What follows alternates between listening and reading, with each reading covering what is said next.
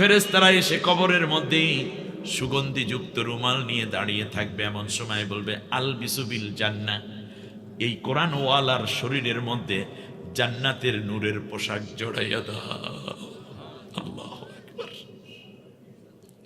এর চেয়ে আর কি হতে পারে বলুন? কবরের জিন্দেগি শুরু হয়ে গেল জান্নাতের আবাহে।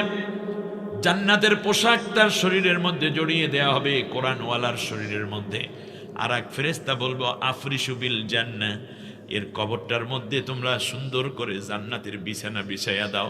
ফেরেশতারা চলে যাবে আর ডাক দিয়ে বলবে নুম কানাউমিল উরুস, বাসর রাতে যেমন স্বামী স্ত্রী গল্প পড়তে পড়তে শেষ রাতে যেমন করে ঘুমিয়ে পড়ে দুলহা, ঠিক তেমন করে তুমি ঘুমাও তোমার আল্লাহর বান্দা, তোমার কোনো চিন্তা নাই।